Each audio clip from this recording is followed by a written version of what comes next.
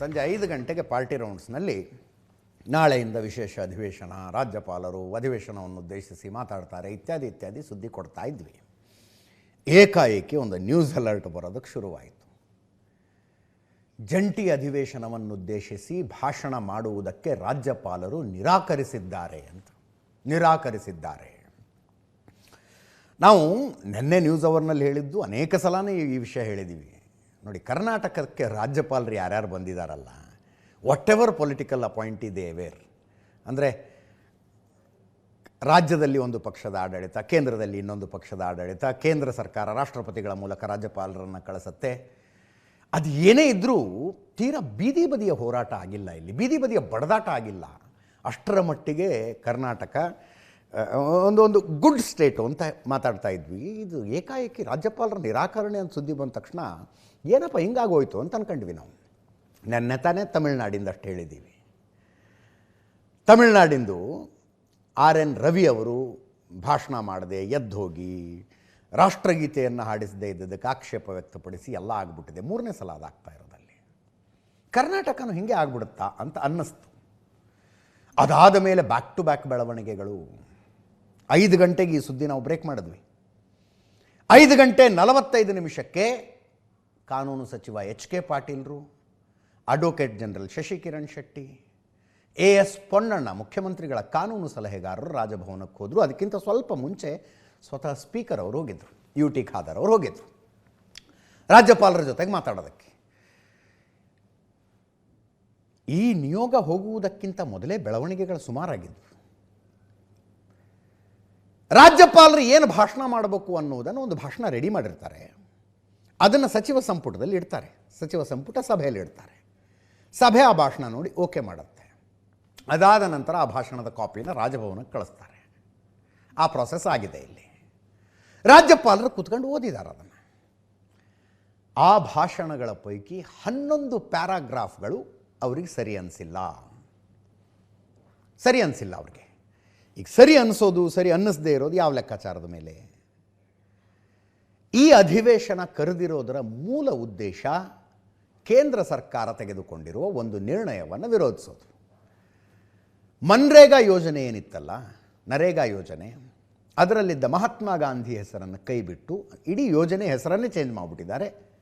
VBG Ramji ಅಂತ, VBG Ramji ಅಂತ change ಮಾಡಿಬಿಟ್ಟಿದ್ದಾರೆ. ಅದನ್ನು ಖಂಡಿಸುವುದೇ ಈ ಅಧಿವೇಶನದ ಉದ್ದೇಶ. ನಾಳೆಯಿಂದ ಶುರುವಾಗುತ್ತೆ. ನಾಳೆ ರಾಜ್ಯಪಾಲರ ಭಾಷಣ ಅದು ಇದು ಮುಗಿದ್ಬಿಡುತ್ತೆ. ನಾಡಿದ್ದಿನಿಂದ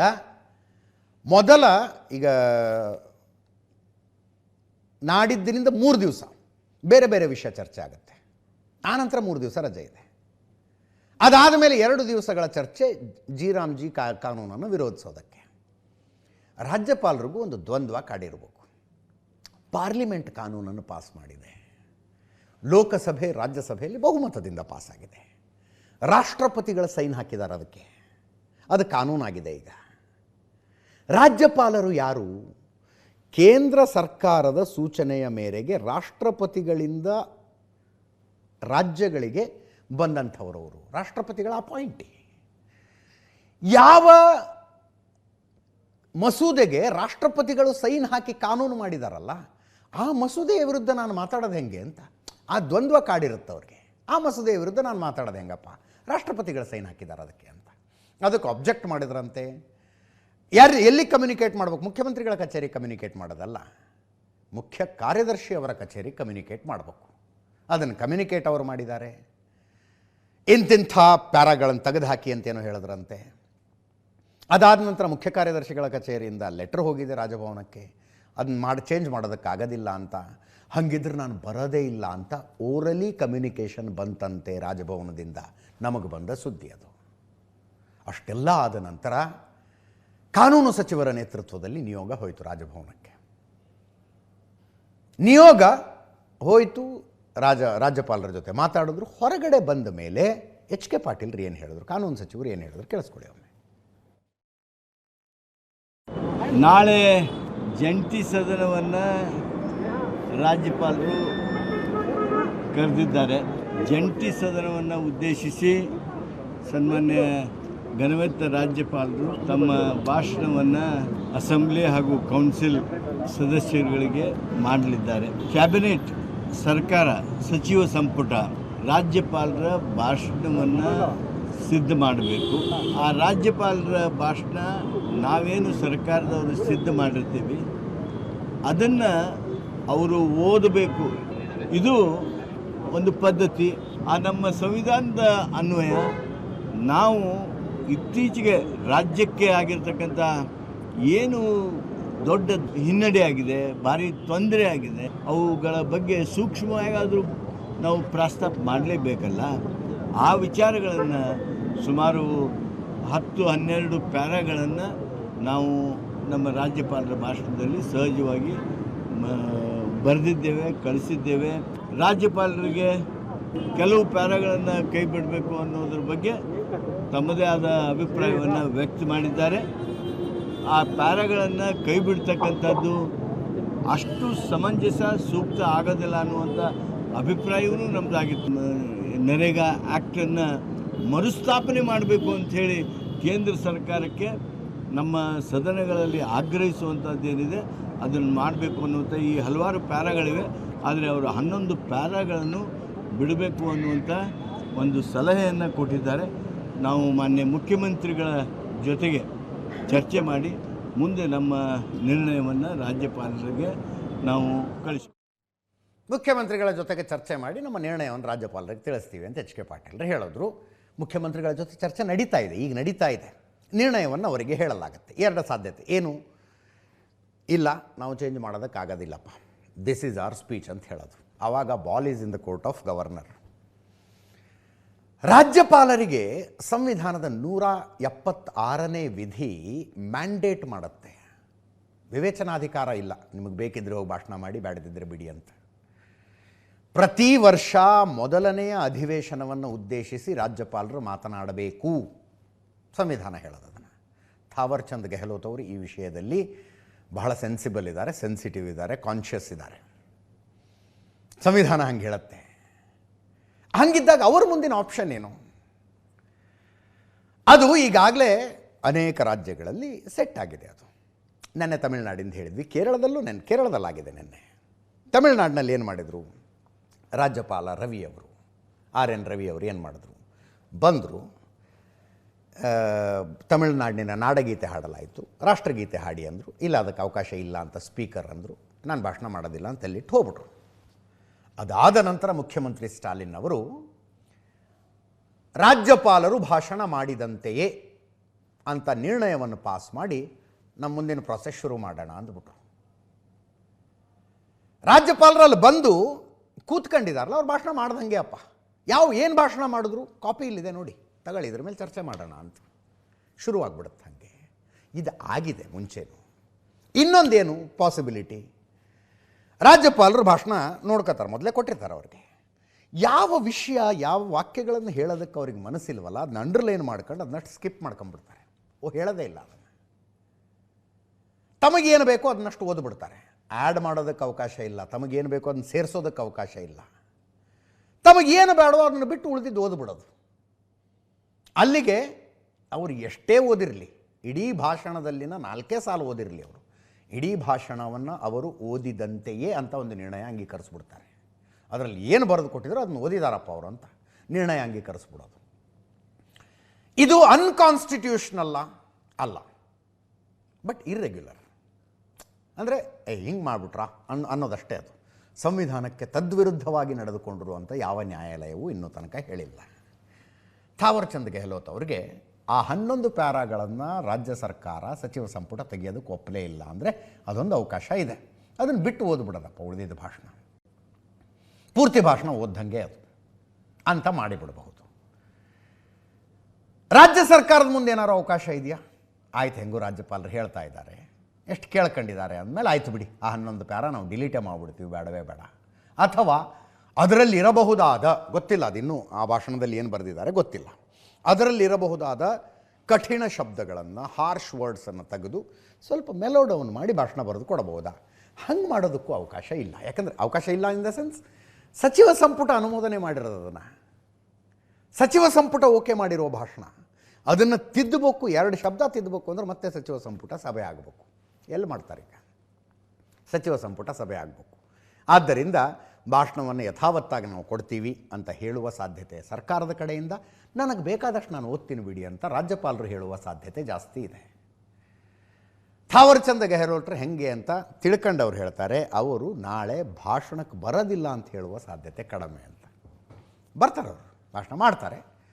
ಈಗ ನೋಡೋಣ ಮುಖ್ಯಮಂತ್ರಿಗಳ ಜೊತೆಗೆ ಏನನ್ನು ಹೇಳಿ ಏನು ಚರ್ಚೆ ಮಾಡಿ ಕಾನೂನು ಸಚಿವರು ಅಲ್ಲಿ ಕನ್ವೆ ಮಾಡ್ತಾರೆ ಅನ್ನೋದು ಕುತೂಹಲಕಾರಿ.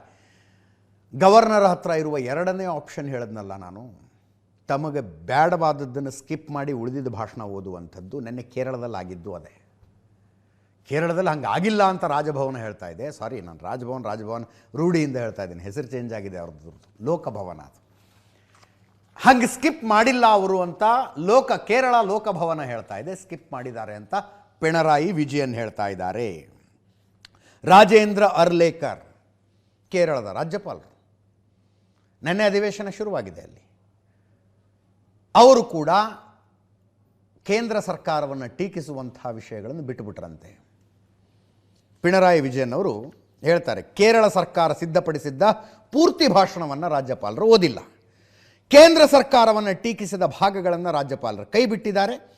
ಸಂಪುಟ ಅನುಮೋದಿಸಿದ ಭಾಷಣ ಅಧಿಕೃತ ಆವೃತ್ತಿ ಅಂತ ಒಪ್ಪಲೇಬೇಕು ಅಂತ. ಇದನ್ನು ಒಪ್ಪಲೇಬೇಕು ಅನ್ನೋದ್ರ ಬಗ್ಗೆ 2ನೇ ಮಾತಿಲ್ಲ. ಸಂಪುಟ ಏನು ಅನುಮೋದಿಸಿಯೋ ಆ ಭಾಷಣ ಮಾಡ್ದಂಗೆ ಅವರು ಅದನ್ನು ಓರಲಿ ಹೇಳಿರಲಿ ಬಿಟ್ಟಿರಲಿ. ಕೇರಳ ಲೋಕಭವನ ಸ್ಪಷ್ಟನೆ ಕೊಡ್ತಾ ಇದೆ, ಭಾಷಣದಲ್ಲಿ ಇದ್ದ ಅರ್ಧ ಸತ್ಯವನ್ನು ರಾಜ್ಯಪಾಲರು ತೆಗೆಯಲು ಹೇಳಿದರು. ಆದರೆ ಸರ್ಕಾರ ಭಾಷಣದಲ್ಲಿನ ಯಾವುದೇ ತಿದ್ದುಪಡಿ ಮಾಡಲಿಲ್ಲ. ಹೀಗಾಗಿಯೇ ಕೇರಳ ಸರ್ಕಾರ ಕೊಟ್ಟ ಭಾಷಣವನ್ನೇ ಗವರ್ನರ್ ಓದಿದ್ದಾರೆ ಅಂತ ಅಲ್ಲಿನ ಲೋಕಭವನದ ಸ್ಪಷ್ಟೀಕರಣ ಇದೆ. ವಿಧಾನ ಪರಿಷತ್ತಿನ ಸಭಾಪತಿ ಬಸವರಾಜ ಹೊರಟ್ಟಿಯವರು ಇಂಥ ವಿಷಯಗಳ ಬಗ್ಗೆ ಆಳವಾದ ತಿಳುವಳಿಕೆ ಇದೆ. 40-45 ವರ್ಷದ ಎಕ್ಸ್ಪೀರಿಯನ್ಸ್ ಅವರಿಗೆ ಹೌಸ್ನಲ್ಲಿ. ಅವರು ಮಾತಾಡಿದ್ದಾರೆ, ಕೇಳಿಸ್ಕೊಳ್ಳಿ. ನಿಯಮಗಳ ಬಗ್ಗೆ ಬಟ್ 99% ನನಗೆ ಖಾತ್ರಿ ಇದೆ ಸಂಘರ್ಷಕ್ಕೆ ಕಾರಣ ಆಗೋದಿಲ್ಲ ಅಂತೇಳಿ. ಮತ್ತು ಒಂದು ಹೇಳ್ತೀನಿ ನಾನು, ಯಾರೇ ಗವರ್ನರ್ ಇರಲಿ, ಯಾವುದೇ ರಾಜ್ಯದವರು, ಗೌರ್ಮೆಂಟ್ ಏನು ಬರೆದು ಕೊಡ್ತಾರೆ, ಕ್ಯಾಬಿನೆಟ್ ಡಿಸಿಷನ್ ತೊಗೊಂಡು ಏನು ಬರೆದು ಕೊಡೋ ಅದನ್ನು ಕಡ್ಡಾಯವಾಗಿ ಓದಬೇಕಾದ ಗವರ್ನರ್ ಡ್ಯೂಟಿ. ಅದು ಎಲ್ಲ ಕಾನ್ಸ್ಟಿಟ್ಯೂಷನ್ ಹಂಗಿದೆ. ಅದು ನಾವು ನಮ್ಮ ಮನಸ್ಸಿಗೆ ಬಂದದ್ದು ಮಾಡ್ತೀವಿ ಅಂತೇಳಿ ಗವರ್ನರ್ ಚೇಂಜ್ ಮಾಡೋದು ಅಧಿಕಾರ ಏನಿಲ್ಲ. ಕಾನ್ಸ್ಟಿಟ್ಯೂಷನ್ ವಿರೋಧವಾಗಿ ಸರ್ಕಾರ ಕೊಡೋದು ಯಾವಾಗಾದರೂ, ಯಾಕಂದ್ರೆ ಸರ್ಕಾರಕ್ಕೂ ಜವಾಬ್ದಾರಿ ಇರ್ತದೆ. ಗವರ್ನರ್ ಯಾವುದೇ ಇರಲಿಲ್ಲ, ಅವರಿಗೆ ಇಲ್ಲಿ ಇರುಸುಮುರುಸು ಆದರೂ ಸಹಿತ ಸರ್ಕಾರ ಕೊಟ್ಟದ್ದೇ ಫೈನಲ್. ತಮ್ಮದೇ ಆದಂಥ ಲೈನನ್ನು ಸೇರಿಸೋದಾಗಲಿ ಅಥವಾ ಕಟ್ ಮಾಡೋದಾಗಲಿ ಮಾಡಲಿಕ್ಕೆ ಬರೋದಿಲ್ಲ. ನಮ್ಮ ಇದರ ನಿಯಮದ ಪ್ರಕಾರ ರಾಜ್ಯ ಸರ್ಕಾರ ಏನು ಬರೆದು ಕೊಡ್ತೈತಿ ಅದನ್ನು ಓದೋದು ಗವರ್ನರ್ ಡ್ಯೂಟಿ. ಇನ್ನೊಂದು ಸರಿ ನಮ್ಮಲ್ಲೇ ಗಲಾಟೆ ಆಯ್ತು, ಗವರ್ನರ್ ಇದು ಮಾಡಿದಾಗ ಸಿಕ್ಕಾಪಟ್ಟೆ ಎದ್ದು ಗಲಾಟೆ ಮಾಡಿದ ಆ ಲೈನ್ ಬಿಟ್ಟು ಓದಿದ್ದಕ್ಕೆ ಈಗ 2-3 ವರ್ಷದಿಂದ. ಒಟ್ಟು ಒಂದು ನನ್ನ ಅಭಿಪ್ರಾಯ ಏನಂದ್ರೆ, ಯಾವುದೇ ಅವ್ರಿಗೆ ಇರುಸು ಮುರುಸಾಗಲಿ ಅವ್ರ ಕಾನ್ಷಿಯಸ್ ಒಪ್ಪಲಿ ಇರಲಿ, ಸರ್ಕಾರ ಏನು ಪುಸ್ತಕವನ್ನು ಪ್ರಿಂಟ್ ಮಾಡಿ ಕೊಟ್ಟಿರ್ತೈತಿ ಅವ್ರ ಮನಸ್ಸಿನ ವಿರುದ್ಧ ಇದ್ದರೂ ಅದನ್ನು ಓದಲೇಬೇಕು. ಇದು ಬೈಂಡಿಂಗ್. ಅದೇ ಹೊರಟ್ಟೆ ಸಾಹೇಬ್ರು ಹೇಳಿದ್ರಲ್ಲ, ಸಂವಿಧಾನಾತ್ಮಕವಾಗಿ ಹಿಂಗಿದೆ. ಅದರ ಜೊತೆಗೆ ಪಿಣರಾಯಿ ವಿಜಯನ್ ಅವರು ಹೇಳಿದ್ದು ಸಂವಿಧಾನಾತ್ಮಕವಾಗಿ ಕರೆಕ್ಟೇ. ಸಚಿವ ಸಂಪುಟ ಅನುಮೋದಿಸಿದ ಭಾಷಣವನ್ನು ಬದಲಿಸೋದಕ್ಕಾಗೋದಿಲ್ಲ, ಅದು ಮಂಡನೆಯಾದಂತೆಯೇ. ಒಂದೊಂದು ಸಲ ಎಂತೆಂಥ ಪೀಕಿಗೆ ಹೋಗ್ತಾವಿವು ಅನ್ನೋದನ್ನು ನೋಡ್ಬೇಕು ನೀವು. ಜಗದೀಪ್ ಧನ್ಕರ್ ಅವರು ಇದ್ರಲ್ಲ, ಉಪರಾಷ್ಟ್ರಪತಿಗಳಾಗಿದ್ದರು. ನಮಗೆ ಉಪರಾಷ್ಟ್ರಪತಿಗಳಾಗೋದಕ್ಕಿಂತ ಮುಂಚೆ ಅವರು ಪಶ್ಚಿಮ ಬಂಗಾಳದ ಗವರ್ನರ್ ಆಗಿದ್ದರು. ಅಲ್ಲಿ ಮಮತಾ ಬ್ಯಾನರ್ಜಿ ಇರೋದು ಮುಖ್ಯಮಂತ್ರಿಯಾಗಿ. ಸಚಿವ ಸಂಪುಟ ಒಂದು ಅಧಿವೇಶನ ಕರೀಬೇಕು ಅಂದರೆ ಸಚಿವ ಸಂಪುಟ ಒಂದು ನಿರ್ಣಯವನ್ನು ಪಾಸ್ ಮಾಡಿ ರಾಜಭವನಕ್ಕೆ ಕಳಿಸುತ್ತೆ. ಇಂಥ ತಾರೀಕು ಇಷ್ಟು ಗಂಟೆಗೆ ನಾವು ಅಧಿವೇಶನ ಮಾಡ್ತಾ ಇದ್ದೀವಿ, ನೀವು ಬರಬೇಕು ಅಂತ. ಪಶ್ಚಿಮ ಬಂಗಾಳ ಸಚಿವ ಸಂಪುಟದಲ್ಲಿ ಆ ನಿರ್ಣಯ ಕೈಗೊಂಡಾಗ ಒಂದು ಟೈಪಿಂಗ್ ಎರರ್ ಆಗಿಬಿಟ್ಟಿತ್ತು. 2 PM, ಮಧ್ಯಾಹ್ನ 2 ಗಂಟೆಗೆ 2 PM ಅಂತ ಟೈಪ್ ಆಗಬೇಕು. ಅದು ಯಾರೋ ಪುಣ್ಯಾತ್ಮರು 2 AM ಅಂತ ಟೈಪ್ ಮಾಡಿಬಿಟ್ಟಿದ್ರು. ಬೆಳಗಿನ ಜಾವ 2 ಗಂಟೆ, ರಾತ್ರಿ 2 ಗಂಟೆ ಅಂತ ಟೈಪ್ ಮಾಡಿಬಿಟ್ಟಿದ್ರು. ಅದನ್ನು ಯಾರೂ ನೋಡಲಿಲ್ವೋ ಏನೋ, ಹಾಗೆ ರಾಜಭವನಕ್ಕೆ ಹೋಗ್ಬಿಡ್ತದು. ಜಗದೀಪ್ ಧನ್ಕರ್ ಇದರಲ್ಲಿ ಆಯಿತು, ರಾತ್ರಿ 2 ಗಂಟೆಗೆ ಅಧಿವೇಶನ ಕರೀರಿ ಅಂತ ಅಂದ್ಬಿಟ್ರು. ನೋಟಿಫಿಕೇಷನ್ ಹೊರಡಿಸ್ಬಿಟ್ರು ಅವರು ಅಧಿವೇಶನಕ್ಕೆ. 2 ಗಂಟೆಗೆ ಬೆಳಗಿನ ಜಾವ, ಮಧ್ಯರಾತ್ರಿ 2 ಗಂಟೆಗೆ ಅಧಿವೇಶನ ಅಂತ. ಆಮೇಲೆ ಅಲ್ಲೆಲ್ಲೆಲೆ ಎಡವಟ್ಟಾಯಿತು ಅಂದ್ಕೊಂಡು ಇನ್ನೊಮ್ಮೆ ಸಚಿವ ಸಂಪುಟ ಸಭೆ ಕರೆದು 2 AM ಇದ್ದದ್ದನ್ನು 2 PM ಅಂತ ಚೇಂಜ್ ಮಾಡಿ ರಾಜಭವನಕ್ಕೆ ಮತ್ತೆ ಕಳಿಸಿದ್ರು. ಹೀಗೆಲ್ಲ ಆಗ್ತವೆ. ಈಗ ನಾಳೆಯಿಂದ ಶುರುವಾಗಲಿರುವ ಈ ಅಧಿವೇಶನದಲ್ಲಿ ಕೊನೆಯ 2 ದಿನಗಳನ್ನು ಜಿ ರಾಮ್ಜಿ ಕಾನೂನಿನ ಚರ್ಚೆಗೆ ಮೀಸಲಾಗಿಟ್ಟಿದ್ದಾರೆ. ಮೊದಲನೇ ಆರಂಭದ ದಿನಗಳಲ್ಲಿ ಬೇರೆ ಬೇರೆ ವಿಷಯ ಚರ್ಚೆ ಆಗುತ್ತೆ. ಆ 2 ದಿನಗಳ ಚರ್ಚೆ ಇದೆಯಲ್ಲ, Modi government is damn serious about it.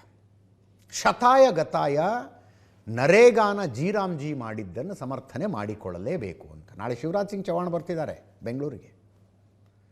ಅವರು BJP ನಾಯಕರುಗಳನ್ನು, ಶಾಸಕರುಗಳನ್ನು ಕೂಡಿಸ್ಕೊಂಡು ವೈ ದಿಸ್ ವಾಸ್ ನೀಡೆಡ್ ಅಂತ ಒಂದು ಲೆಕ್ಚರ್ ಕೊಡ್ತಾರೆ ಅವ್ರಿಗೆ. JDS ಶಾಸಕರು ಇರ್ತಾರೆ, ಅಂದರೆ NDA ಶಾಸಕರನ್ನು ಕೂಡಿಸಿಕೊಂಡು, ಅಂದರೆ ಇದ್ರ ಇಂಪಾರ್ಟೆನ್ಸ್ ಹೇಳ್ತಾರೆ, ಇದನ್ನು ಯಾಕೆ ಮಾಡಿದ್ವಿ ನಾವು ಅಂತ. ಅದಾದ ನಂತರ ಒಂದು ಪತ್ರಿಕಾಗೋಷ್ಠಿಯನ್ನು ಉದ್ದೇಶಿಸಿ ಮಾತಾಡ್ತಾರೆ. ಅಂದರೆ ಶತಾಯ ಗತಾಯ ಇದನ್ನು ನೀವು ಸಮರ್ಥನೆ ಮಾಡಿಕೊಳ್ಳಬೇಕು ಅಂತ R. ಅಶೋಕ್ ಮತ್ತು CT ರವಿ ಅವರು ಮಾತಾಡಿದ್ದಾರೆ. ಕೇಳಿಸ್ಕೊಳ್ಳಿ. ಒಂದು ವಾರದ ಹಿಂದೆ ಪತ್ರವನ್ನು ಬರೆದಿದ್ದೆ. ಶಿವರಾಜ್ ಸಿಂಗ್ ಚೌಹಾಣ್ ಅವರು, ಕೃಷಿ ಸಚಿವರಿಗೆ, ನಿಮ್ಮ ಕಾರ್ಯಕ್ರಮದಲ್ಲಿ ನಾನು ಭಾಗವಹಿಸ್ತೀನಿ ಅಂತ ಹೇಳಿದ್ದಾರೆ. ಜಿ ರಾಮ್ಜಿ ಈ ಯೋಜನೆ ಎಷ್ಟು ಜನಗಳಿಗೆ ಉಪಯೋಗಕಾರಿಯಾಗಿದೆ ಅನ್ನೋದನ್ನು ಕೂಡ ಸ್ಪಷ್ಟ ಮಾಹಿತಿಯನ್ನು ನಾಳೆ ಕೊಡೋರಿದ್ದಾರೆ. ಸನ್ಮಾನ್ಯ ಕುಮಾರಸ್ವಾಮಿ ಅವ್ರಿಗೂ ವಿನಂತಿ ಮಾಡಿದ್ದೀನಿ. JDSನ ಸುರೇಶ್ ಬಾಬುಗೂ ಕೂಡ ನಾನು ಮಾತಾಡಿದ್ದೀನಿ. ನಮ್ಮ ಎಲ್ಲ MLAಗಳು, MLCಗಳು ಮತ್ತು ನಮ್ಮ ಜಿಲ್ಲಾ ಅಧ್ಯಕ್ಷರು, BJPಯ ಜಿಲ್ಲಾ ಅಧ್ಯಕ್ಷರು ಮತ್ತು JDSನ MLA, MLC ಅವರು ಭಾಗವಹಿಸೋಕ್ಕೆ ನಾನು ಎಲ್ಲರಿಗೂ ಮಾತಾಡಿದ್ದೀನಿ. ಕೇಂದ್ರ ಸರ್ಕಾರ ಸ್ಪಷ್ಟ ಮಾಡಿದೆ, ಪಾರ್ಲಿಮೆಂಟಲ್ಲೂ ಸ್ಪಷ್ಟ ಮಾಡಿದ್ದಾರೆ. ಇವ್ರಿಗೇನಾದರೂ ಕ್ಲಾರಿಫಿಕೇಶನ್ ಬೇಕಾಗಿದ್ದರೆ ಪ್ರೈಮ್ ಮಿನಿಸ್ಟರ್, ಗೃಹ ಸಚಿವರನ್ನು ಭೇಟಿ ಮಾಡ್ತಾರೆ, ಹಾಗೆ ಭೇಟಿ ಮಾಡ್ಬೋದಾಯಿತು. ಅದಕ್ಕೋಸ್ಕರ ಜನಗಳ ದುಡ್ಡನ್ನು ಖರ್ಚು ಮಾಡಿ ಅಧಿವೇಶನ ಕರೆದು ಒಂದು ನಿರ್ಣಯ ಮಂಡನೆ ಮಾಡಿ ಕೇಂದ್ರಕ್ಕೆ ಕಳಿಸುವಂಥ ಅವಶ್ಯಕತೆ ಏನಿತ್ತು? VPG ರಾಮ್ಜಿ ಅದರಲ್ಲಿ ಇವರು ವಿರೋಧ ಮಾಡುವ ಅಂಶಗಳೇ ಇಲ್ಲ. ನಾನು ಅಧ್ಯಯನ ಮಾಡಿದೆ. ಯಾರೋ ಏನೋ ಹೆಚ್ಚು ಕಡಿಮೆ ಆಗ್ಬಿಟ್ಟಿದ್ದಾರೆ ಅನ್ನೋ ತರ ಬಾಯಿ ಬಡ್ಕೋತಿರೋದನ್ನ ನೋಡಿದಾಗ ನನಗೆ ಏನೋ ಇರ್ಬೋದೇನೋ ಅಂತ ಅನ್ಸಿ ಅಧ್ಯಯನ ಮಾಡಿದೆ. ಮುಂಚೆ 100 ದಿನ ಇತ್ತು, ಈಗ 125 ದಿನ ಕೊಟ್ಟಿದ್ದಾರೆ. ಯಾರಿಗೆ ಅನ್ಯಾಯ ಆಗುತ್ತೆ? ಮಹಾತ್ಮ ಗಾಂಧಿ ದಿನ ಬೆಳಗಾದ್ರೆ ಹೇಳ್ತಿದ್ದು ರಾಮರಾಜ್ಯದ ಕಲ್ಪನೆನ. ರಾಮನ ಗುಣಗಾನದ ಬಗ್ಗೆ ಯಾಕೆ ಇಷ್ಟೊಂದು ಅಸಹಿಷ್ಣುತೆ ಈ ಸರ್ಕಾರಕ್ಕೆ? ಹಾಗೇನೆ ಸ್ವಾವಲಂಬಿಯನ್ನಾಗಿ ಮಾಡುವಂತ ಯೋಜನೆ, ಆಸ್ತಿ ನಿರ್ಮಾಣ ಮಾಡುವಂತ ಯೋಜನೆ. 40% ರಾಜ್ಯ ಸರ್ಕಾರ ಕೊಡಬೇಕು, 60% ಕೇಂದ್ರ ಸರ್ಕಾರ ಕೊಡಬೇಕು. ನೀವು ಯಾರ್ದೋ ದುಡ್ಡು ಎಲ್ಲ ಜಾತ್ರೆ ಅಂತ ಮಾಡ್ತಿದ್ರಲ್ಲ, ನಿಮಗೂ ಸ್ವಲ್ಪ ಜವಾಬ್ದಾರಿ ಇರಲಿ ಅಂತ. ನೀವು ಕೇಂದ್ರದ ದುಡ್ಡು ಅಂತ ಹೇಳಿ ಇಲ್ಲಿ ಲೂಟಿ ಹೊಡೆಯಕ್ಕೆ ಲೈಸೆನ್ಸ್ ಕೊಟ್ಟಿದ್ರಲ್ಲ, ನೀವು ಲೂಟಿ ಹೊಡಿತಿದ್ರಲ್ಲ, ಈಗ ನಿಮ್ಮ ದುಡ್ಡು ಸ್ವಲ್ಪ ಸೇರಿದ್ರೆ ನಿಮಗೂ ಸ್ವಲ್ಪ ಜವಾಬ್ದಾರಿ ಇರುತ್ತೆ. ಆಳವಾಗಿ ಅಧ್ಯಯನ ಮಾಡಿದ್ರೆ ನಷ್ಟ ಇಲ್ಲ, ಲಾಭ ಇದೆ. ಏನಾಗುತ್ತೆ, ಎಲ್ಲದನ್ನೂ ವಿರೋಧ ಮಾಡುವಂತ ಒಂದು ಮಾನಸಿಕತೆ, ಅದು ಬಹುಶಃ ನನಗನ್ಸೋದು ಈ ಬೌದ್ಧಿಕ ದಿವಾಳಿತನದ ಪರಿಣಾಮ. ನಿನ್ನೆ ದಕ್ಷಿಣ ಭಾರತ ಸಮಾಜವಾದಿ ಸಮ್ಮೇಳನ ನಡೀತು. ಅದರಲ್ಲಿ ಮುಖ್ಯಮಂತ್ರಿ ಸಿದ್ದರಾಮಯ್ಯನವರು ಮಾತಾಡಿದ್ದಾರೆ. ದಕ್ಷಿಣದ ರಾಜ್ಯಗಳಿಗೆ ವಿಶೇಷವಾಗಿ 2029 ಲೋಕಸಭಾ ಚುನಾವಣೆಗಿಂತ ಮುಂಚೆ ಕ್ಷೇತ್ರ ಪುನರ್ವಿಂಗಡಣೆ ಆಗುತ್ತೆ. ಅದರಲ್ಲಿ ದಕ್ಷಿಣದ ರಾಜ್ಯಗಳಿಗೆ ಆಗಲಿರುವ ಅನ್ಯಾಯದ ಬಗ್ಗೆ ಮಾತಾಡಿದ್ದಾರೆ. ಇದರ ಸಬ್ಜೆಕ್ಟೇ ಅದಾಗಿತ್ತು. ಸಮ್ಮೇಳನದ ಚರ್ಚೆಯ ವಿಷಯವೇ ಅದಾಗಿತ್ತು. ಇದರ ವಿರುದ್ಧ ಒಂದು ಹೋರಾಟ ಸಂಘಟಿಸಲಾಗುತ್ತೆ. ಬೆಂಗಳೂರಿನಲ್ಲೇ ಹೋರಾಟ ಆಗುತ್ತೆ. ದಕ್ಷಿಣದ ರಾಜ್ಯಗಳ ಮುಖ್ಯಮಂತ್ರಿಗಳ ಭಾಗವಹಿಸ್ತಾರೆ. BJP ಸ್ಟೇಟ್ಸ್ ಮುಖ್ಯಮಂತ್ರಿ, BJP ಸ್ಟೇಟ್ ಇಲ್ಲ ಇಲ್ಲಿ, ನೇತೃತ್ವ ಸಿದ್ದರಾಮಯ್ಯನವರದ್ದು. ಸಿದ್ದರಾಮಯ್ಯನವರ ನೇತೃತ್ವ. ನಿಮಗೆ ಸಂಕ್ಷಿಪ್ತವಾಗಿ ಹೇಳಿಬಿಡ್ತೀನಿ ಇದೇನು ವಿಷಯ ಏನು ಅಂತ. ಕ್ಷೇತ್ರ ಪುನರ್ವಿಂಗಡಣೆ 25 ವರ್ಷಕ್ಕೊಂದ್ಸಲ ಆಗಬೇಕು ಅಂತ ಸಂವಿಧಾನ ಹೇಳುತ್ತೆ, ಜನಸಂಖ್ಯೆಯ ಆಧಾರದ ಮೇಲೆ. ಆಸ್ ಆಫ್ ನೌ 543 ಲೋಕಸಭಾ ಕ್ಷೇತ್ರಗಳಿದಾವೆ ನಮ್ಮಲ್ಲಿ. 2029ಕ್ಕೆ ಕ್ಷೇತ್ರ ಪುನರ್ವಿಂಗಡಣೆಯಾಗಿ ಆ ಕ್ಷೇತ್ರಗಳ ಸಂಖ್ಯೆ 753ಕ್ಕೆ ಇರುತ್ತೆ. 753 ಒಳ್ಳೆಯದು. ಲೋಕಸಭಾ ಕ್ಷೇತ್ರಗಳು ಜಾಸ್ತಿ ಆಗ್ತವೆ, ಸಂಸದರ ಸಂಖ್ಯೆ ಜಾಸ್ತಿ ಆಗತ್ತೆ. ಬಟ್ ಯಾವ್ಯಾವ ಭಾಗದಲ್ಲಿ ಎಷ್ಟೆಷ್ಟು ಸಂಸದರ ಸಂಖ್ಯೆ ಜಾಸ್ತಿ ಆಗತ್ತೆ? ಈಗ 24% ಹಾಲಿ ಸದ್ಯಕ್ಕೆ ದಕ್ಷಿಣ ಭಾರತದ ಸಂಸದರುಗಳಿದ್ದಾರೆ. 24%, 131 ಸಂಸದರು. 543 ಪೈಕಿ 131 ಈ ರಾಜ್ಯಗಳಿಂದ ಬರ್ತಾರೆ, 24%. ನಾಳೆ ಕ್ಷೇತ್ರ ಪುನರ್ವಿಂಗಡಣೆಯಾಗಿ 753 ಆದರೆ 166 ಸಂಸದರಾಗ್ತಾರೆ ದಕ್ಷಿಣದ ರಾಜ್ಯಗಳಿಂದ. ಪರ್ಸಂಟೇಜ್ ಎಷ್ಟಾಗುತ್ತೆ? 22% ಆಗುತ್ತೆ. 2% ರಿಪ್ರೆಸೆಂಟೇಷನ್ ಕಡಿಮೆ ಆಯಿತು ಅಂತ. ಉತ್ತರ ಭಾರತದಲ್ಲಿ 412 ಲೋಕಸಭಾ ಕ್ಷೇತ್ರಗಳಿದ್ದಾವೆ. ಈಗ 75.8% ಉತ್ತರದ ರಾಜ್ಯಗಳಿಂದ ಸಂಸದರು ಬರೋದು. ಕ್ಷೇತ್ರ ಪುನರ್ವಿಂಗಡಣೆ ಆದರೆ 412 ಇದ್ದಿದ್ದು 587 ಆಗುತ್ತೆ. 78% ಸಂಸದರಾಗ್ತಾರೆ. ಏನಾಗುತ್ತೆ ಹಿಂಗಾದರೆ? ಏನಾಗುತ್ತೆ ಅಂದರೆ ಪಾಲಿಸಿ ಮೇಕಿಂಗ್ನಲ್ಲಿ ಉತ್ತರದ ರಾಜ್ಯಗಳ ಸೇ ಜಾಸ್ತಿ ಆಗುತ್ತೆ, ಅವರ ನಿರ್ಣಯ ಜಾಸ್ತಿ ಆಗುತ್ತೆ. ಇದು ಬರ್ತಾ ಬರ್ತಾ ಬರ್ತಾ ಮುಂದುವರ್ಕೊಂಡು ಹೋದರೆ ಈ ದೇಶದಲ್ಲಿ ಸರ್ಕಾರ ಯಾವುದು ಬರಬೇಕು, ಪ್ರಧಾನಮಂತ್ರಿಗಳು ಯಾರಾಗಬೇಕು ಅನ್ನುವುದನ್ನು ಉತ್ತರ ಭಾರತೀಯರೇ ತೀರ್ಮಾನ ಮಾಡ್ಕೊಂಡು ಹೋಗ್ಬಿಡ್ತಾರೆ. ದಕ್ಷಿಣದವರ ಸೇ ಕಡಿಮೆ ಆಗುತ್ತೆ. ಇದನ್ನು ವಿರೋಧಿಸಬೇಕು ಅಂತ ಸಿದ್ದರಾಮಯ್ಯನವರು ಒಂದು ಆಂದೋಲನದ ರೀತಿಯಲ್ಲಿ ಮಾಡುವ ನಿರ್ಧಾರಕ್ಕೆ ಬಂದಿದ್ದಾರೆ. Well and good. ಇದು ಹಿಂಗೆ ಯಾಕೆ ಆಗ್ತಾ ಇದೆ? ಯಾಕೆ ಅಂದರೆ ನಮ್ಮಲ್ಲಿ ಕ್ಷೇತ್ರಗಳು, ಲೋಕಸಭಾ ಕ್ಷೇತ್ರ ಯಾವುದೇ ಕ್ಷೇತ್ರ ಆಗಿರಲಿ, ಜನಸಂಖ್ಯೆಯ ಆಧಾರದ ಮೇಲೆ ನಿಗದಿ ಆಗುತ್ತೆ. ಇಷ್ಟು ಜನಸಂಖ್ಯೆಗೆ ಒಬ್ಬ ಸಂಸದರು, ಇಷ್ಟು ಜನಸಂಖ್ಯೆಗೆ ಒಬ್ಬ ಶಾಸಕರು ಅಂತ. ಜನಸಂಖ್ಯಾ ನಿಯಂತ್ರಣ ಅಂತಲ್ಲ ಭಾರತ. ಅದನ್ನು ಕಾಯ ವಾಚ ಮನಸ ಇಂಪ್ಲಿಮೆಂಟ್ ಮಾಡಿದ್ದು ದಕ್ಷಿಣ ರಾಜ್ಯಗಳು ಇಂಪ್ಲಿಮೆಂಟ್ ಮಾಡಿದ್ವು. ಉತ್ತರ ಪ್ರದೇಶ, ಬಿಹಾರದಲ್ಲಿ ಯಥಾ ಪ್ರಕಾರ ಏರ್ತಾನೆ ಹೋಗ್ಬಿಡ್ತವ್ರು ಜನಸಂಖ್ಯೆ. ಈಗ ಜನಸಂಖ್ಯೆ ನಿಯಂತ್ರಣವನ್ನು ಯಶಸ್ವಿಯಾಗಿ ಮಾಡಿದ್ದಕ್ಕೆ ದಕ್ಷಿಣದ ರಾಜ್ಯಗಳಿಗೆ ಸಿಗ್ತಾ ಇರೋ ಏಟಿದು, ಹೊಡ್ತಾ ಇದು ನೋಡಿ. ಈಗ 39 ಕ್ಷೇತ್ರ ಇದ್ದಾವೆ ತಮಿಳುನಾಡಿನಲ್ಲಿ. ಪುನರ್ವಿಂಗಡಣೆ ಆದರೆ 49 ಆಗುತ್ತೆ. ಕರ್ನಾಟಕ 28 ಸಂಸದರಿದ್ದಾರೆ. ಪುನರ್ವಿಂಗಡಣೆ ಆದರೆ 2029ರಲ್ಲಿ 41 ಕ್ಷೇತ್ರ ಆಗ್ತವೆ. ಆಂಧ್ರ ಪ್ರದೇಶ, ಆಂಧ್ರ ಮತ್ತು ತೆಲಂಗಾಣ ಸೇರಿಸಿ 42 ಇದ್ದಿದ್ದು 54 ಆಗುತ್ತೆ. ಕೇರಳ ಜನಸಂಖ್ಯೆ ಜಾಸ್ತಿ ಆಗಿಲ್ಲ, ಅಲ್ಲಿ 20 ಇದ್ದಿದ್ದು 20 ಉಳಿತವಲ್ಲಿ, 20 ಇದ್ದಿದ್ದು 20 ಉಳಿತವೆ. ಅಂದರೆ ಪ್ರೆಷರ್ ಗ್ರೂಪ್ನ ಬಲ ಹೆಂಗೆ ಕಡಿಮೆ ಆಗ್ತಾ ಹೋಗುತ್ತೆ ಅನ್ನುವುದು, ಇದನ್ನು ನಿಮ್ಮ ಕಂಪ್ಯಾರಿಸನ್ ತೋರಿಸ್ಬೇಕು ಅಂದರೆ ಉತ್ತರ ಪ್ರದೇಶದಲ್ಲಿ ಎಷ್ಟು ಜಾಸ್ತಿ ಆಗ್ತಾರೆ ನೋಡಿ ಸಂಸದರ ಸಂಖ್ಯೆ. 80 ಇದ್ದದ್ದು 143 ಸಂಸದರಾಗ್ತಾರಲ್ಲಿ. ಬಿಹಾರ 40 ಇದ್ದದ್ದು 79, ಆಲ್ಮೋಸ್ಟ್ ಡಬಲ್. ರಾಜಸ್ಥಾನ ಅಂತೂ ಡಬಲ್ಲೇ, 25 ಇದ್ದದ್ದು 50 ಜನ ಸಂಸದರಾಗ್ಬಿಟ್ರಲ್ಲಿ. ಅಂದರೆ ಹೆಚ್ಚು ಕಡಿಮೆ ಸಂಸದರು ಡಬಲ್ ಆಗ್ತಾರೆ. ದಕ್ಷಿಣದ ರಾಜ್ಯಗಳಲ್ಲಿ ಆ ಪ್ರಮಾಣದಲ್ಲಿ ಸಂಖ್ಯೆ ಜಾಸ್ತಿ ಆಗೋದಿಲ್ಲ. ಯಾವ ಸರ್ಕಾರ ಬರಬೇಕು ಅನ್ನುವುದನ್ನು ತೀರ್ಮಾನಿಸುವ ಪವರ್ ಅಲ್ಲಿ ಜಾಸ್ತಿ ಆಗ್ತಾ ಹೋಗುತ್ತೆ, ಕಾನ್ಸಂಟ್ರೇಟ್ ಆಗ್ತಾ ಹೋಗುತ್ತೆ. ಇಲ್ಲಿ ಕಡಿಮೆ ಆಗ್ತಾ ಹೋಗುತ್ತೆ.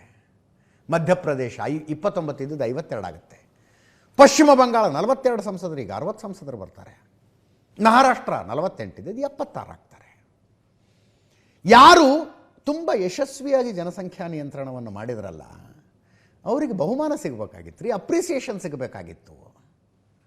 ಇದು ಏಟು ಹೊಡ್ತಾ ಇದು. ಜನಸಂಖ್ಯೆಯ ಆಧಾರದ ಮೇಲೆ ಕ್ಷೇತ್ರ ಪುನರ್ವಿಂಗಡಣೆ ಸಂವಿಧಾನಾತ್ಮಕವಾಗಿರುವ ಅವಕಾಶನೇ, ಅದು ಮಾಡಿದ್ರೆ ಏಟದು.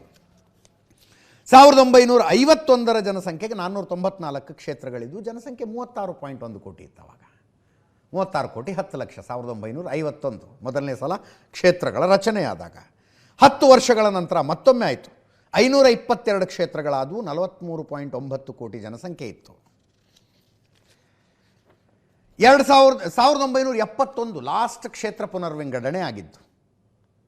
54 ಕೋಟಿ 80 ಲಕ್ಷ ಇತ್ತು ಜನಸಂಖ್ಯೆ. 543 ಕ್ಷೇತ್ರಗಳಾದವು. 1971ರಿಂದ ಇಲ್ಲಿ ತನಕ ಭಾರತದ ಜನಸಂಖ್ಯೆ 2.25 ಪಟ್ಟು ಜಾಸ್ತಿಯಾಗಿದೆ. ಈಗ ಪ್ರಪಂಚದ ಅತಿ ಹೆಚ್ಚು ಜನಸಂಖ್ಯೆಯನ್ನು ಹೊಂದಿರುವ ದೇಶ ನಾವು. ಚೀನಾನ್ ಸೈಡ್ ಹಾಕಿದ್ದೀವಿ. 71ರಿಂದ ಇಲ್ಲಿ ತನಕ 2.25 ಪಟ್ಟು ಜನಸಂಖ್ಯೆ ಜಾಸ್ತಿ ಆಗಿದೆ.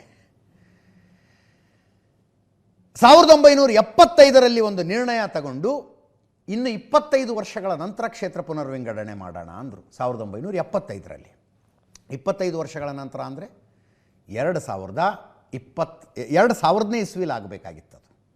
2000ನೇ ಇಸ್ವಿಯಲ್ಲಿ ಮತ್ತೆ ಒಂದು ನಿರ್ಣಯ ಅಂಗೀಕರಿಸಿ ಇನ್ನು 25 ವರ್ಷ ಬಿಟ್ಕೊಂಡೇ ಮಾಡೋಣ ಅಂದರು. 2025. ಈಗ 2026ರಲ್ಲಿದ್ದೀವಿ. ಕ್ಷೇತ್ರ ಪುನರ್ವಿಂಗಡಣೆ ಮಾಡೋದಕ್ಕೆ ಸರ್ಕಾರ ತಯಾರಾಗಿದೆ. 2029ರ ಲೋಕಸಭಾ ಚುನಾವಣೆಗೆ 543 ಇರುವ ಲೋಕಸಭಾ ಕ್ಷೇತ್ರಗಳು 753 ಆಗ್ತವೆ.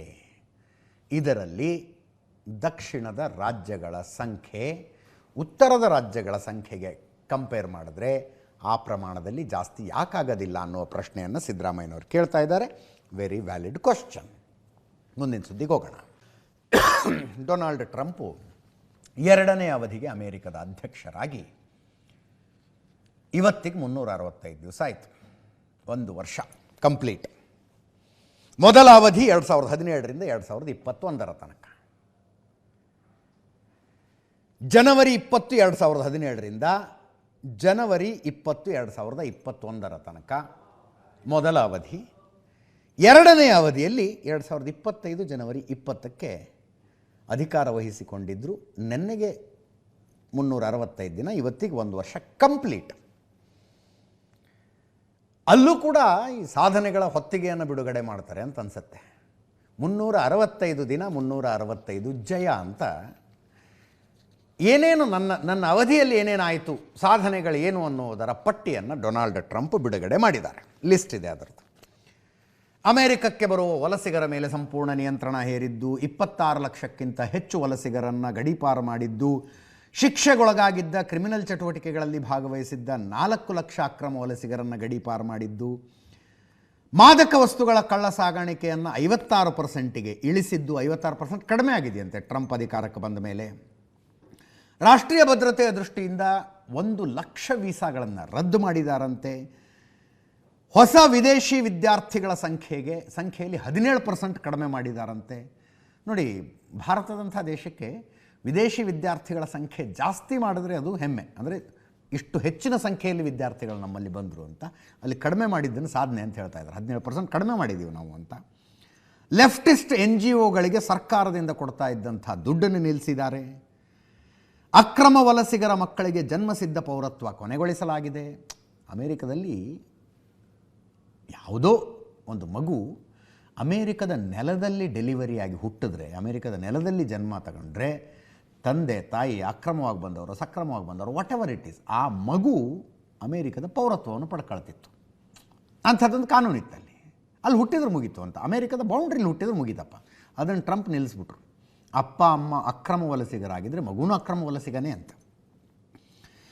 ಗಾಜಾ ಶಾಂತಿ ಯೋಜನೆ, ಇಸ್ರೇಲ್ ಹಮಾಸ್ ಯುದ್ಧವನ್ನು ನಿಲ್ಲಿಸಿದ್ದು, ಇರಾನ್ನ ಪರಮಾಣು ಶಸ್ತ್ರಾಸ್ತ್ರಗಳ ಸಾಮರ್ಥ್ಯವನ್ನು ನಾಶಪಡಿಸಿದ್ದು, ಉಕ್ರೇನ್ ರಷ್ಯಾ ಯುದ್ಧ ಕೊನೆಗೊಳಿಸೋದಕ್ಕೆ ಸತತ ಪ್ರಯತ್ನ ಪಟ್ಟಿದ್ದು ಅಂತ 8 ಯುದ್ಧಗಳ ಪಟ್ಟಿ ಕೊಡ್ತಾರೆ.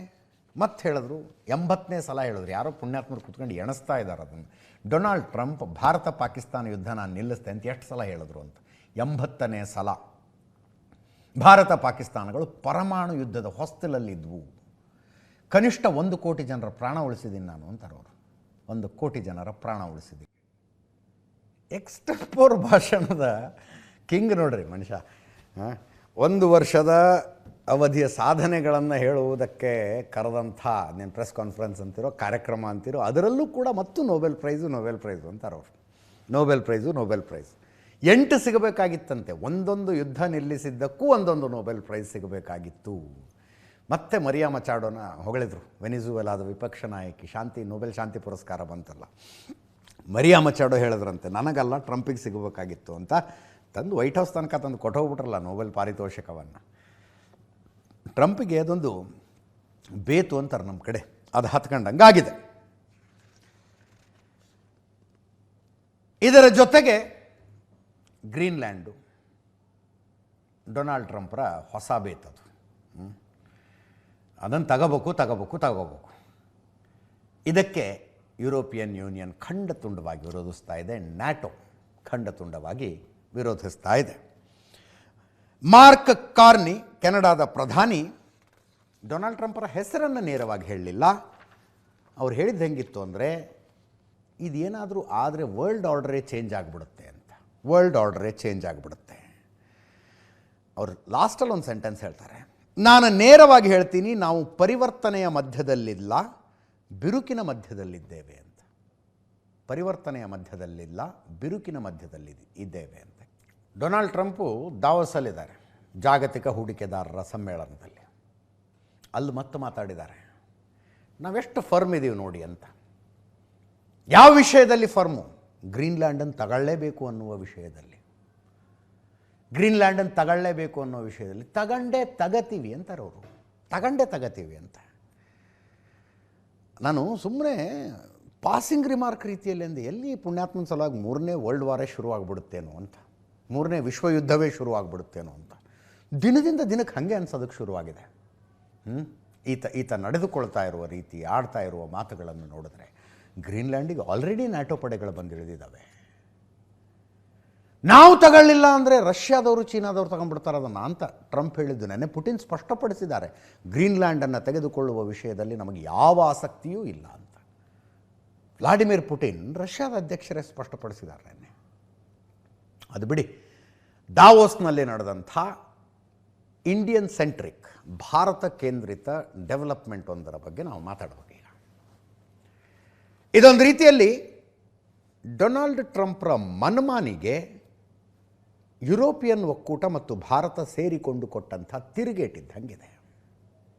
ಭಾರತ ಯುರೋಪಿಯನ್ ಯೂನಿಯನ್ ಮಧ್ಯದಲ್ಲಿ ಐತಿಹಾಸಿಕವಾದ ಒಂದು ಒಪ್ಪಂದ ಆಗ್ತಾ ಇದೆ. 27ನೇ ತಾರೀಕು ಸೈನ್ ಆಗುತ್ತದು. ಒಂದು ಕಡೆ ಡೊನಾಲ್ಡ್ ಟ್ರಂಪು, ನೀವು ಹಂಗೆ ಮಾಡಿದ್ರೆ ಅಷ್ಟು ಟ್ಯಾಕ್ಸ್ ಹಾಕ್ತೀವಿ, ಹಿಂಗೆ ಮಾಡಿದ್ರೆ ಇಷ್ಟು ಟ್ಯಾಕ್ಸ್ ಹಾಕ್ತೀವಿ, ರಷ್ಯಾದಿಂದ ಆಯಿಲ್ ತಗೊಂಡ್ರೆ ಟ್ಯಾಕ್ಸ್ ಹಾಕ್ತೀವಿ, ವೆನಿಜುವೆಲಾದಿಂದ ಆಯಿಲ್ ತಗೊಂಡ್ರೆ ಟ್ಯಾಕ್ಸ್ ಹಾಕ್ತೀವಿ ಅಂತ ಮನಸ್ಸಿಗೆ ಬಂದಂತೆ ಟ್ಯಾಕ್ಸ್ ಹಾಕ್ಕೊಂಡು ಹೋಗ್ತಾ ಇದ್ದಾರೆ. ವೆನಿಜುವೆಲಾನೂ ಬೇಕು, ಕ್ಯೂಬಾನೂ ಬೇಕು, ಗ್ರೀನ್ಲ್ಯಾಂಡು ಬೇಕು, ಕೆನಡಾನೂ ಬೇಕು ಅಂತ ನಿಂತ್ಕೊಂಡಿದ್ದಾರೆ. ಅದನ್ನು ವಿರೋಧಿಸಿದ ಕಾರಣಕ್ಕೆ ಯುರೋಪಿಯನ್ ಒಕ್ಕೂಟದ ಮೇಲೂ ಟ್ಯಾಕ್ಸು, ನೆನ್ನೆ ಕೆನಡಾದಿಂದನೇ 30% ಟ್ಯಾಕ್ಸ್ ಎಕ್ಸ್ಟ್ರಾ ಅವ್ರಿಗೆ ಅಂತಂದುಬಿಟ್ಟಿದ್ದು. ಕೆಲವೊಂದು ದೇಶಗಳ ಮೇಲೆ, ಫ್ರಾನ್ಸ್ ಮೇಲೆ 200% ಟ್ಯಾಕ್ಸ್ ಅಂತೆ, 200%. ಬಹುಶಃ ಯುರೋಪಿಯನ್ ಯೂನಿಯನ್ ಒಂದು ನಿರ್ಧಾರಕ್ಕೆ ಬಂದಂಗೆ ಕಾಣಿಸ್ತಾ ಇದೆ.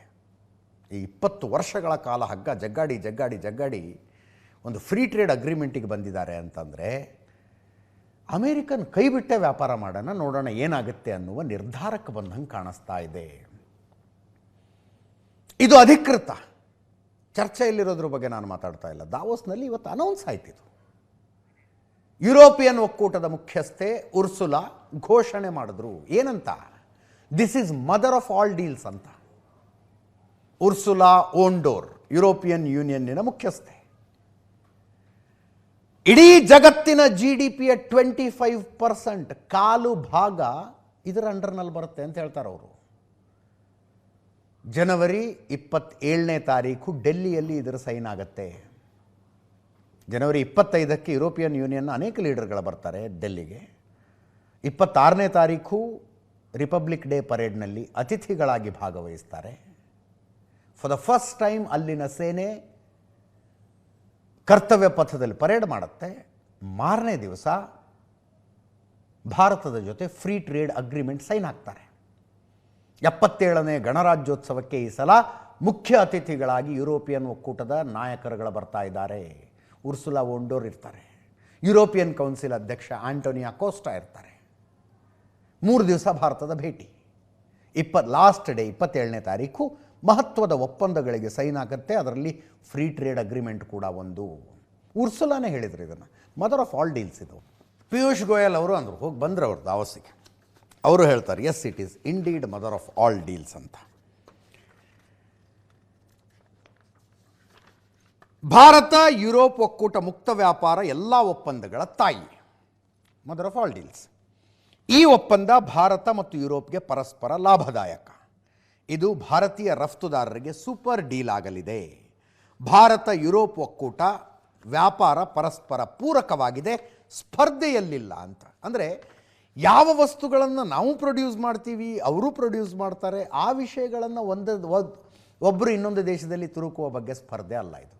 ಫಾರ್ ಎಕ್ಸಾಂಪಲ್, ಫೈನಲ್ ಆಗಿರುವ ಡೀಲ್ನಲ್ಲಿ ಯುರೋಪಿಯನ್ ಒಕ್ಕೂಟದಿಂದ ಕೃಷಿ ಉತ್ಪನ್ನಗಳು ಭಾರತಕ್ಕೆ ಬರಂಗಿಲ್ಲ ಅಂತ ಹೇಳಿದ್ದೀವಿ ನಾವು. ಕೃಷಿ ಉತ್ಪನ್ನಗಳು ಬರಂಗಿಲ್ಲ. ಯಾಕೆ? ಭಾರತದ ರೈತರಿಗೆ ಹೊಡೆತ ಕೊಡುತ್ತದು. ಆ ರೀತಿ ಕಾಸ್ಟ್ ಆಫ್ ಪ್ರೊಡಕ್ಷನ್ ಕಡಿಮೆ ಇಟ್ಕೊಂಡು ಮಾಸ್ ಪ್ರೊಡ್ಯೂಸ್ ಮಾಡೋದಕ್ಕೆ ಭಾರತದ ರೈತರಿಗೆ ಇನ್ನೂ ಸಾಧ್ಯ ಆಗಿಲ್ಲ, ಸಣ್ಣ ಹಿಡುವಳಿದಾರರು ಇರುವ ಕಾರಣಕ್ಕೆ. ಭಾರತ ಅಮೇರಿಕ ಮಧ್ಯದ ತಿಕ್ಕಾಟನೂ ಅದೇ ಅಲ್ವಾ? ಡೊನಾಲ್ಡ್ ಟ್ರಂಪ್ಗೆ ಅಮೇರಿಕದ ಡೈರಿ ಪ್ರಾಡಕ್ಟ್ಸನ್ನು ಭಾರತದಲ್ಲಿ ಮಾರಬೇಕಾಗಿದೆ. ಡೈರಿ ಪ್ರಾಡಕ್ಟ್ಸನ್ನು ಭಾರತ ಸೇಸ್ ನೋ.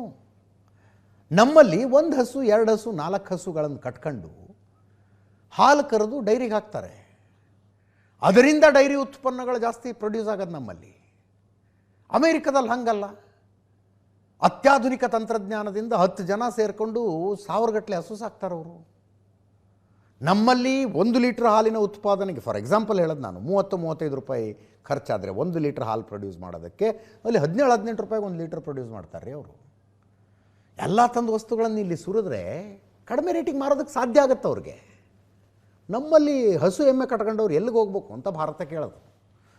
ಕೃಷಿ ವಸ್ತುಗಳ ವಿಷಯದಲ್ಲಿ ಅದೊಂದು ನಿರ್ಧಾರ ಆಗಿದೆ. 20 ವರ್ಷಗಳಿಂದ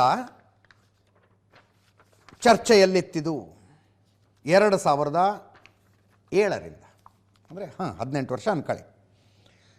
2007ರಿಂದ ಚರ್ಚೆಯಲ್ಲಿತ್ತು. ಏನೋ ಆಗಿ 2013ರಲ್ಲಿ ಚರ್ಚೆ ನಿಂತು ಹೋಯಿತು. 2022ರಲ್ಲಿ ಮತ್ತೆ ಚರ್ಚೆ ಆರಂಭ ಆಯಿತು. ಕಳೆದ 3-4 ತಿಂಗಳಿಂದ ಭಾಳ ಅಗ್ರೆಸಿವ್ ಆಗಿ ಎರಡೂ ಕಡೆಯ ರಿಪ್ರೆಸೆಂಟೇಟಿವ್ಸ್ ಕೂತ್ಕೊಂಡು ಚರ್ಚೆ ಮಾಡ್ತಾ ಇದ್ರು. ಫೈನಲ್ ಆಗಿದೆ, ಡೀಲ್ ಫೈನಲ್ ಆಗಿದೆ, ಸೈನ್ ಆಗೋದು ಒಂದೇ ಬಾಕಿ. 2014ರಿಂದ ಇಲ್ಲಿ ತನಕ ಭಾರತ 7 ದೇಶಗಳ ಜೊತೆಗೆ ಇದೇ ರೀತಿಯಾದ ಅಗ್ರಿಮೆಂಟಿಗೆ ಸೈನ್ ಹಾಕಿದೆ, ಫ್ರೀ ಟ್ರೇಡ್ ಅಗ್ರಿಮೆಂಟಿಗೆ. UAE, Australia, UK, Oman, New Zealand, Mauritius. 2025 ಕಳೆದ ವರ್ಷ ಇಂಡಿಯಾ ನ್ಯೂಜಿಲೆಂಡ್ ಮಧ್ಯೆ ಫ್ರೀ ಟ್ರೇಡ್ ಅಗ್ರಿಮೆಂಟ್ ಆಗಿದೆ. ಈಗ ಯುರೋಪಿಯನ್ ಒಕ್ಕೂಟದ ಜೊತೆಗೆ 27 ಶ್ರೀಮಂತ ರಾಷ್ಟ್ರಗಳನ್ನು ಒಳಗೊಂಡಿರುವಂಥ ಯುರೋಪಿಯನ್ ಒಕ್ಕೂಟದ ಜೊತೆಗೆ ಫ್ರೀ ಟ್ರೇಡ್ ಅಗ್ರಿಮೆಂಟ್ ಸೈನ್ ಆಗತ್ತೆ. ಅಂದರೆ ಹೆಚ್ಚಿನ ತೆರಿಗೆ ಭಾರ ಇಲ್ಲದೆ ಭಾರತೀಯ ಪ್ರೊಡ್ಯೂಸರ್ಸ್ ಆ 27 ದೇಶದ ಜೊತೆಗೆ ವ್ಯಾಪಾರ ಮಾಡಬಹುದು. ಆ 27 ದೇಶಗಳ ಮ್ಯಾನುಫ್ಯಾಕ್ಚರರ್ಸ್ ಹೆಚ್ಚಿನ ತೆರಿಗೆ ಇಲ್ಲದೆ ಭಾರತದಲ್ಲಿ ವ್ಯಾಪಾರ ಮಾಡಬಹುದು. ಅಂದರೆ ಯುರೋಪಿಯನ್ ಒಕ್ಕೂಟದ 27 ರಾಷ್ಟ್ರಗಳಲ್ಲಿ ಮ್ಯಾನುಫ್ಯಾಕ್ಚರ್ ಆಗುವಂಥ ವಸ್ತುಗಳು ಭಾರತದಲ್ಲಿ ಇನ್ನು ಮುಂದೆ ಕಡಿಮೆ ರೇಟಿಗೆ ಸಿಗ್ತವೆ ಅಂತ. ಸ್ಪೆಷಲಿ ಆಟೋಮೊಬೈಲು, ವಿಶೇಷವಾಗಿ ಆಟೋಮೊಬೈಲ್. ಒಟ್ಟು ವ್ಯಾಪಾರ $136.53 ಶತಕೋಟಿ ಇದೆ. ಯುರೋಪಿಯನ್ ಒಕ್ಕೂಟದಿಂದ ಭಾರತ ತರಿಸ್ಕೊಳ್ಳೋದಕ್ಕಿಂತ ಯುರೋಪಿಯನ್ ಒಕ್ಕೂಟಕ್ಕೆ ರಫ್ತು ಮಾಡೋದು ಜಾಸ್ತಿ, ಫಾರ್ ಯುವರ್ ಇನ್ಫಾರ್ಮೇಷನ್. ಈ ಮಧ್ಯದಲ್ಲಿ ಬ್ರಿಟನ್ ಅಂದರೆ ಯುರೋಪಿಯನ್ ಒಕ್ಕೂಟಕ್ಕೂ ಅಮೇರಿಕಕ್ಕೂ ಅದು ಎಷ್ಟು ಕಿತ್ತೋಗಿದೆ ಅನ್ನೋದಕ್ಕೆ ಇದು ಉದಾಹರಣೆ. ಅಂದರೆ ಮನಸ್ತಾಪಗಳು ಯಾವ ಹಂತಕ್ಕೆ ಹೋಗಿದ್ದಾವೆ ಅಂತ. ಬ್ರಿಟನ್ ಸಂಸದ ಎಡ್ ಡೇವ್ ಡೊನಾಲ್ಡ್ ಟ್ರಂಪ್ರನ್ನು ಇಂಟರ್ನ್ಯಾಷನಲ್ ಗ್ಯಾಂಗ್ಸ್ಟರ್ ಅಂದರು. ಸಂಸತ್ತಿನಲ್ಲಿ ನಿಂತು ಇಂಟರ್ನ್ಯಾಷನಲ್ ಗ್ಯಾಂಗ್ಸ್ಟರ್. ಯುರೋಪಿಯನ್ ದೇಶಗಳೆಲ್ಲ ಒಗ್ಗಟ್ಟಾಗಿ ಡೊನಾಲ್ಡ್ ಟ್ರಂಪ್ರನ್ನು ಎದುರಿಸಬೇಕು. ಅಮೇರಿಕ ಇದುವರೆಗೂ ಕಂಡಂಥ ಅತ್ಯಂತ ಭ್ರಷ್ಟ ಅಧ್ಯಕ್ಷ ಡೊನಾಲ್ಡ್ ಟ್ರಂಪ್ ಅಂತ ಬ್ರಿಟನ್ ಪಾರ್ಲಿಮೆಂಟ್ನಲ್ಲಿ ಬ್ರಿಟನ್ನಿನ ಸಂಸದರೊಬ್ಬರು ಹೇಳಿದ್ರು. ವಾಪಸ್ ಭಾರತಕ್ಕೆ ಬರೋಣ. ಮುಂಬೈ ಇದನ್ನು ಚುನಾವಣೆ ನಡೆದು 6 ದಿವಸ ಆಯಿತು, ಮೇಯರ್ ಸೆಲೆಕ್ಷನ್ ಆಗ್ತಿಲ್ಲ ಇನ್ನು. NDA ಮೈತ್ರಿಕೂಟಕ್ಕೆ ಸರಳ ಬಹುಮತ, 114 ತಗೊಂಡವರು ಅಲ್ಲಿ ಅಧಿಕಾರಕ್ಕೆ ಬರ್ತಾರೆ, 118 ಇವರು ತಗೊಂಡಿದ್ದಾರೆ. ಮೇಯರ್ ಸೆಲೆಕ್ಷನ್ ಆಗ್ತಿಲ್ಲ. ಯಾಕೆ? ಏಕನಾಥ್ ಶಿಂಧೆ ಬಣ ಮತ್ತು BJPಯ ಮಧ್ಯದ ಹಗ್ಗ ಜಗ್ಗಾಟ ಅದು. ಫಸ್ಟ್ ಟೈಮ್ BJP ಮೇಯರ್ ಬರ್ತಾರೆ ಅಂತ ಹೇಳಿಬಿಟ್ವಿ ನಾವು ಅವತ್ತು. ಏಕನಾಥ್ ಶಿಂಧೆ ಅದಕ್ಕೆ ಒಪ್ಕೋತಾ ಇಲ್ಲ. 50-50 ಮಾಡೋಣ ಅಂತಾರೆ. 2.5 ವರ್ಷ ನಿಮ್ಮವರಾಗಲಿ, 2.5 ವರ್ಷ ನಮ್ಮವರಾಗಲಿ. ಮೊದಲಿಗೆ BJPಯ ಮೇಯರ್ ಆಗೋದಕ್ಕೆ ಇವರು ಒಪ್ಕೊಂಡ್ರೆ ಫಸ್ಟ್ ಟೈಮ್ BJP ಮೇಯರ್ ಬಂದಂಗೆ, ಇಲ್ಲದೆ ಹೋದರೆ 2.5 ವರ್ಷಗಳ ನಂತರ. ಅದು ತಾಜ್ ಹೋಟೆಲ್ನಲ್ಲಿ ಕರ್ಕೊಂಡೋಗಿ ಕೂಡಿಸ್ಕೊಂಡ್ಬಿಟ್ಟಿದ್ದಾರೆ ತಮ್ಮ 29 ಮೇಯರ್ಗಳನ್ನು. ನಾಳೆ ಲಾಟ್ರಿ ಮೂಲಕ ಮೀಸಲಾತಿ ಪ್ರಮಾಣ ನಿರ್ಧಾರ ಆಗುತ್ತೆ. ಮೀಸಲಾತಿ ಯಾರಿಗೆ, ಯಾವ ಕಮ್ಯುನಿಟಿಯವ್ರ ಮೇಯರ್ ಅನ್ನೋದು ಡಿಸೈಡ್ ಆಗುತ್ತೆ. ಇಂಟ್ರೆಸ್ಟಿಂಗ್ಲಿ ಉದ್ಧವ್ ಠಾಕರೆ ಕೂಡ ಆಸೆ ಇಟ್ಕೊಂಡು ಕೂತ್ಕೊಂಡಿದ್ದಾರೆ. ಯಾಕೆ? ಅಕಸ್ಮಾತ್ ಲಾಟ್ರಿ ಎತ್ತಿದಾಗ ನಗರಾಭಿವೃದ್ಧಿ ಇಲಾಖೆ ಅವರು ಲಾಟ್ರಿ ಮಾಡ್ತಾರೆ, ಯಾವ ಕಮ್ಯುನಿಟಿಯವರು, ಯಾವ ಸಮುದಾಯದವ್ರು ಮೇಯರ್ ಆಗಬೇಕು ಅಂತ. ಲಾಟ್ರಿ ಎತ್ತಿದಾಗ ST ಅಂತ ಬಂದುಬಿಟ್ರೆ ಉದ್ಧವ್ ಠಾಕರೆ ಬಣದವರ ಲೆಕ್ಕ ಖುಲಾಯಿಸುತ್ತೆ. BJPಯಲ್ಲಾಗಲಿ ಏಕನಾಥ್ ಶಿಂಧೆ ಬಣದ ಶಿವಸೇನೆಯಲ್ಲಾಗಲಿ ಒಬ್ಬ ST ಸಮುದಾಯದ ಕಾರ್ಪೊರೇಟರ್ ಗೆದ್ದಿಲ್ಲ, ಒಬ್ಬರು ಗೆದ್ದೇ ಇಲ್ಲ. ಉದ್ಧವ್ ಠಾಕರೆ ಬಣದ ಶಿವಸೇನೆಯಲ್ಲಿ ಇಬ್ಬರಿದ್ದಾರೆ. ಹಂಗೆ ಒಂದು ವೇಳೆ ನಾಳೆ ಲಾಟ್ರಿಯಲ್ಲಿ ST ಅಂತಾನೆ ಬಂದರೆ ಏನಾಗುತ್ತೆ ಅನ್ನೋದು ಬಹಳ ಇಂಟ್ರೆಸ್ಟಿಂಗ್. ಏನಾಗುತ್ತೆ ಅಂತ ನೋಡೋಣ, ನಾಳೆ ಅಪ್ಡೇಟ್ ಕೊಡ್ತೀವಿ. ಇದರೊಂದಿಗೆ ಇವತ್ತಿನ ನ್ಯೂಸ್ ಅವರ್ ಮುಗಿಸ್ತಾ ಇದ್ದೀನಿ. ನೇರ ದಿಟ್ಟ ನಿರಂತರ ಸುದ್ದಿಗಾಗಿ ನೋಡ್ತಾ ಇರಿ ಏಷ್ಯಾನೆಟ್ ಸುವರ್ಣ ನ್ಯೂಸ್.